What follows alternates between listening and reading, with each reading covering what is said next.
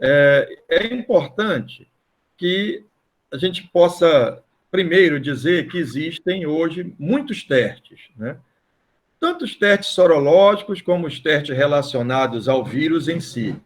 Então, só para a gente ter uma ideia, nós já temos mais de 40 testes aprovados pela Anvisa, existem 157 pedidos no total de novos testes, não que seja novo teste, mas teste de empresas diferentes, com a mesma finalidade. É muito importante a gente dizer que a Organização Mundial de Saúde ela não recomenda nenhum teste sorológico para fins de diagnóstico. Todos os testes aprovados pela OMS, eles são testes para serem utilizados em pesquisas, em rastreamentos, mas eles não têm essa finalidade específica de fazer o diagnóstico.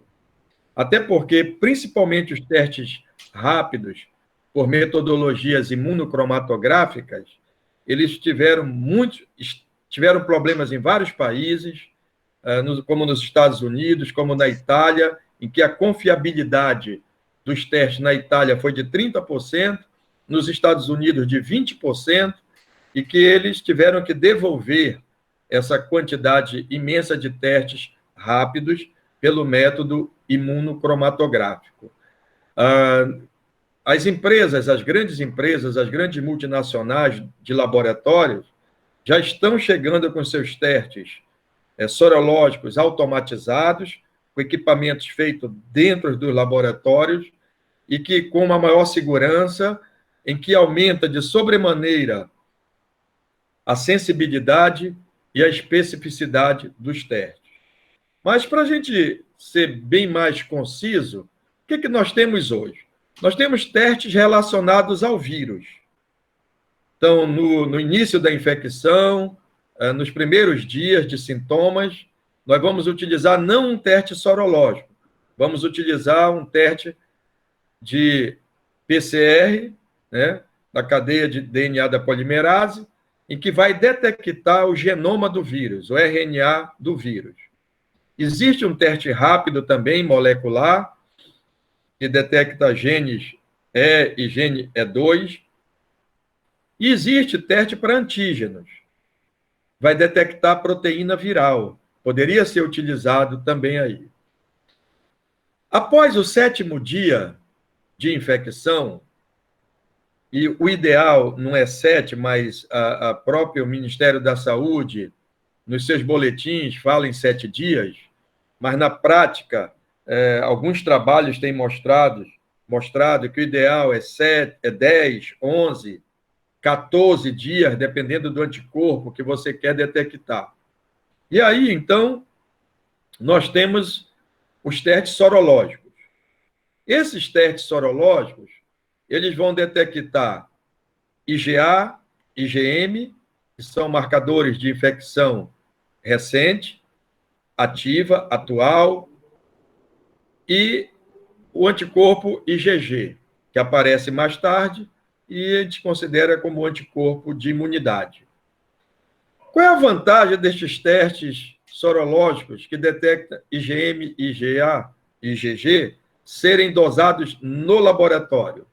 É que eles são testes quantitativos. Então, você pode utilizar uma metodologia ELISA.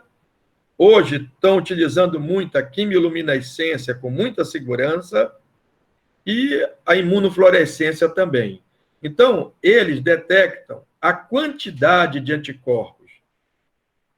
Os testes rápidos, que são realizados por metodologias imunocromatográficas, eles são testes de fácil realização, não precisa ser no ambiente de laboratório, você pode fazer em qualquer situação, você pode, por exemplo, fazer numa tribo indígena, você pode fazer em pessoas que estão em situação de rua, em qualquer local você faz um teste desse. Então, ele tem essa vantagem da facilidade de leitura, de treinar qualquer profissional da saúde para realizar esse teste. E o governo está utilizando um teste rápido, que detecta anticorpos totais, ou seja, o resultado é reagente ou não reagente. Ele não diz qual é o anticorpo que está presente. Esse teste tem valor? Tem valor, óbvio, porque se ele dá reagente, significa dizer que a pessoa já teve contato com o vírus. E tem testes rápidos que discriminam a IgM e a IgG. Então, ele dá as duas imunoglobulinas. E também temos testes rápidos para proteínas virais. E aí nós temos que realizar no tempo correto, no momento correto. Podemos imaginar que nós vamos utilizar testes sorológicos, que é o motivo aqui da nossa conversa, somente após o 7º dia em diante de sintomas. Antes de 7 dias de sintomas, não podemos utilizar testes sorológicos, porque a quantidade de anticorpos produzidos pelo organismo do indivíduo infectado é tão pequena que não são detectados. Então, esses anticorpos, IgM, IgG, IgA, passam a ser detectados somente a partir do 7º dia. E, obviamente, o primeiro anticorpo que aparece é a IgM, uma IgM reagente. Lá pelo 14º dia, e 14º, 15º, você começa a encontrar a IgG. A IgG passa a ser reagente. O ideal, os vários trabalhos mostram em diversos testes, que o ideal seria entre o dia 18 e o dia 19 de início de sintomas, é que ela era mais detectada. E depois a IgM vai sumir e nós vamos ficar só com a IgG. Quer dizer, esse resultado de IgM não reagente e IgG reagente é o melhor cenário que a gente pode ter hoje para um paciente que foi infectado pelo SARS-CoV-2. Quando a gente vai para a sorologia, que é o assunto pertinente aqui, nós podemos ter 4 possíveis resultados. Então, o paciente fez uma sorologia, após o 7º dia de sintomas, o ideal após os 10 dias, com mais segurança, e ele recebeu o resultado. Então, no resultado veio IgM não reagente, IgG não reagente. Isto significa negativo. O teste está negativo, mas ninguém está dizendo que o paciente não está infectado. Ele pode estar infectado.